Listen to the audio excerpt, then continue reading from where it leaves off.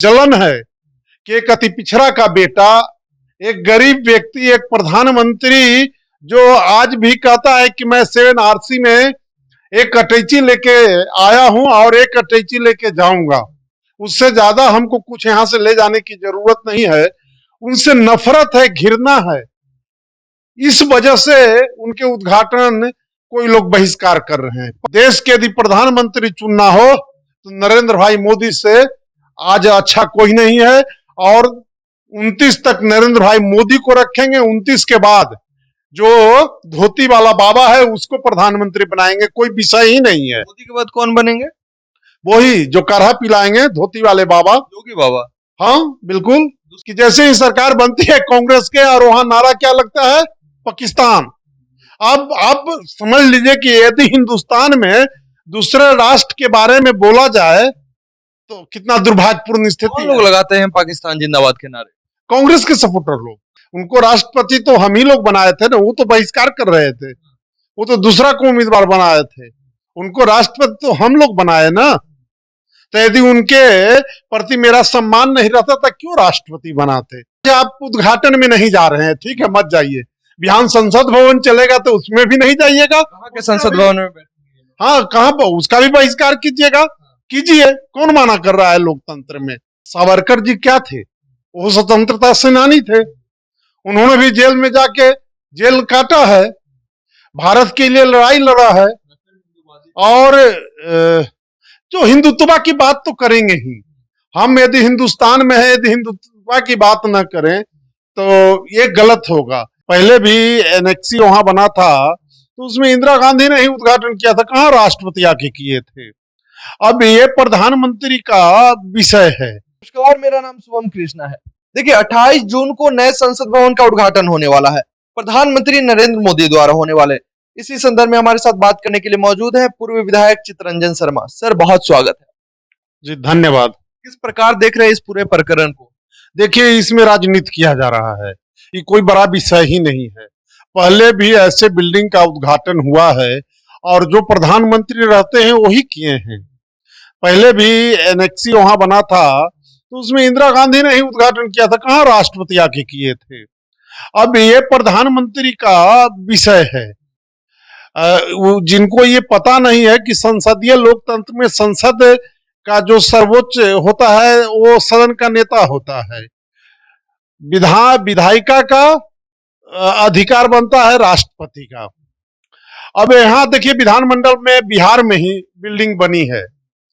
Building बना है तो भी उसका उद्घाटन माननीय मुख्यमंत्री नीतीश कुमार जी ने किया था, न कि यहाँ के राज्यपाल आके किए थे। ये कोई बड़ा विषय नहीं है। वो जलन है कि एक अति पिछड़ा का बेटा, एक गरीब व्यक्ति, एक प्रधानमंत्री जो आज भी कहता है कि मैं 7 RC में एक अटैची लेके आया हूं और एक अटैची लेके जाऊंगा, उससे ज्यादा हमको कुछ यहां से ले जाने की जरूरत नहीं है।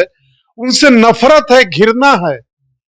इस वजह से उनके उद्घाटन कोई लोग बहिष्कार कर रहे हैं। पच नहीं रहा है कि गरीब अति पिछड़ा का बेटा कैसे संसद भवन का उद्घाटन करे। कह रहे हैं कि दलित है राष्ट्रपति, क्या इसलिए उनसे नहीं करवाया जा रहा है? अच्छा, दलित राष्ट्रपति हैं तो उनको बनाया कौन राष्ट्रपति? उनको राष्ट्रपति तो हम ही लोग बनाए थे ना, वो तो बहिष्कार कर रहे थे, वो तो दूसरा को उम्मीदवार बनाए थे। उनको राष्ट्रपति तो हम लोग बनाए ना। तो यदि उनके प्रति मेरा सम्मान नहीं रहता था क्यों राष्ट्रपति बनाते? दोनों दो चीज है। जहां उनका अधिकार हो करते हैं, यहाँ प्रधानमंत्री का अधिकार है, प्रधानमंत्री जी कर रहे हैं। और देखेगा बहुत से जगह पर जाती हैं हमारे ये क्या बोलते हैं, अपने राष्ट्रपति जो हाँ द्रौपदी मुर्मू है, वो जाती हैं, करती हैं। हमरा कहने का मतलब है कि उनको कोई तकलीफ नहीं है। ये लोग क्यों झुनझुना बजा रहे हैं? तो आज आप उद्घाटन में नहीं जा रहे हैं, ठीक है, मत जाइए। बिहार संसद भवन चलेगा तो उसमें भी नहीं जाइएगा। कहाँ के संसद भवन में? हाँ, कहाँ पर? उसका भी बहिष्कार कीजिएगा, कीजिए। कौन माना कर रहा है लोकतंत्र में? सिर्फ उद्घाटन समारोह का ही ये लोग बहिष्कार कर रहे हैं। ये सब कुछ नहीं है, नौटंकी है। 2024 में चुनाव है और इनको लगता है कि कर्नाटका में भारतीय जनता पार्टी जो चुनाव हारी है ना, पूरे देश में माहौल बन गया है, मुगालते में ये लोग। वो विधानसभा का चुनाव था, ये लोकसभा का चुनाव होगा। असर नहीं पड़ेगा उससे? कोई असर नहीं है। मैं एक बात बताता हूं, मैं गांव में जाता हूं, जो गरीब से गरीब व्यक्ति है वो कहता है यही बात कि जब देश के यदि प्रधानमंत्री चुनना हो तो नरेंद्र भाई मोदी से आज अच्छा कोई नहीं है। और 29 तक नरेंद्र भाई मोदी को रखेंगे, 29 के बाद जो धोती वाला बाबा है उसको प्रधानमंत्री बनाएंगे, कोई विषय ही नहीं है। मोदी के बाद कौन बनेंगे? वही जो काढ़ा पिलाएंगे, धोती वाले बाबा। योगी बाबा? हाँ बिल्कुल। दूसरा ऑप्शन नहीं है? क्यों? काम बाबा का काम दिख रहा है उत्तर प्रदेश में, ऑप्शन की क्या बात है। लोग पब्लिक जो चाहेगा वो होगा, और पब्लिक बाबा को चाहते हैं। 24 में नरेंद्र भाई मोदी चेहरा रहेंगे, हमको लगता है 29 में भारतीय जनता पार्टी का शीर्ष नेतृत्व तय करेगा कि कौन चेहरा होंगे, और उसमें हमको लगता है कि बाबा सबसे आगे रहेंगे। एक और सवाल सभी लोगों के मन में पनप रहा है कि 28 जून जो कि वीर सावरकर का जन्म जयंती है, उस दिन संसद भवन का उद्घाटन होने वाला है। तो लोग ये भी सवाल खड़ा कर रहे हैं कि भीमराव अंबेडकर के जन्म जयंती पे क्यों नहीं हो रहा है, महात्मा गांधी के जन्म जयंती पे क्यों नहीं उद्घाटन समारोह रखा गया है? अरे ये तो कोई बड़ा विषय ही नहीं है, वो लोग के पास कोई मुद्दा नहीं है। और सावरकर जी क्या थे? वो स्वतंत्रता सेनानी थे, उन्होंने भी जेल में जाके जेल काटा है, भारत के लिए लड़ाई लड़ा है। और जो हिंदुत्व की बात तो करेंगे ही, हम यदि हिंदुस्तान में है, यदि हिंदुत्व की बात न करें तो ये गलत होगा।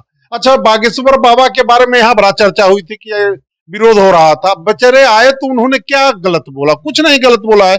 उसी तरह से नरेंद्र भाई मोदी कभी मुस्लिम के बारे में गलत बोले हैं क्या? नहीं बोले हैं। वो साफ कहते हैं कि आप हिंदुस्तान में रहते हैं, वंदे मातरम की जय, भारत माता की जय कहिए, कोई दिक्कत नहीं है।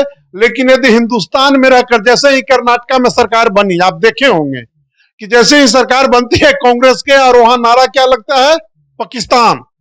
अब आप समझ लीजिए कि यदि हिंदुस्तान में दूसरे राष्ट्र के बारे में बोला जाए तो कितना दुर्भाग्यपूर्ण स्थिति कौन है। लोग लगाते हैं पाकिस्तान जिंदाबाद के नारे? कांग्रेस के सपोर्टर लोग। कांग्रेस के समर्थक पाकिस्तान के समर्थक? हाँ, तब अब आप तो सामने ही दिखता है ना, जब कांग्रेस चुनाव जीतती है तो पाकिस्तान जिंदाबाद के नारा लगता है, तो इससे दुर्भाग्य क्या हो सकता है। जिस देश में कभी इंदिरा गांधी, जिसकी दुर्गा के रूप में उपाधि दिया गया था, पूजा जाता था, उनके पार्टी की ये स्थिति आ गई है। ये तुष्टीकरण की नीति उनकी पार्टी की हो गई है कि जो जिंदाबाद नारा लगाए दूसरे देश का, जो कि भारत के खिलाफ लगातार षड्यंत्र रचते रहता है, आतंकवादी की विधि में शामिल रहता है, भारत में हमेशा कुछ न कुछ कराते रहता है, उसके बारे में बोलना जिंदाबाद हिंदुस्तान में, तो इससे गलत कुछ नहीं हो सकता है। ऐसे लोगों को तो यदि हमसे पूछे तो फांसी लगा देना चाहिए। फांसी लगा देना? बिल्कुल, फांसी के प्रावधान होना चाहिए कि हिंदुस्तान के खिलाफ जो बोलेगा, हिंदुस्तान में रहकर उसको फांसी लगा देना चाहिए। संविधान के रचयिता है बाबा भीमराव अंबेडकर, लोग कह रहे उनके जन्म जयंती पे क्यों नहीं उद्घाटन किया जा रहा है? इससे क्या फर्क पड़ता है भाई? सावरकर के जी के जयंती पर हो, चाहे महात्मा गांधी के जयंती पर हो, सुभाष चंद्र बोस के जयंती पर हो, और भाई सब देश के लिए लड़े हैं, भगत सिंह लड़े हैं, आपका ये चंद्रशेखर आजाद लड़े हैं, तो इसमें हमको कोई दिक्कत नहीं बुझाती। ये सवाल क्यों खड़े हो रहे हैं सर, क्या लगता है? देखिए, करेंगे ना, उनके पास कोई मुद्दा नहीं है, कोई विषय नहीं है। वो जान रहे हैं कि ये 76 को पार्टी एकत्र होने से, नाचने से कुछ होना जाना नहीं है। नचाती है पब्लिक, और पब्लिक आज के डेट में मालिक है, और पब्लिक ने तय कर रखा है।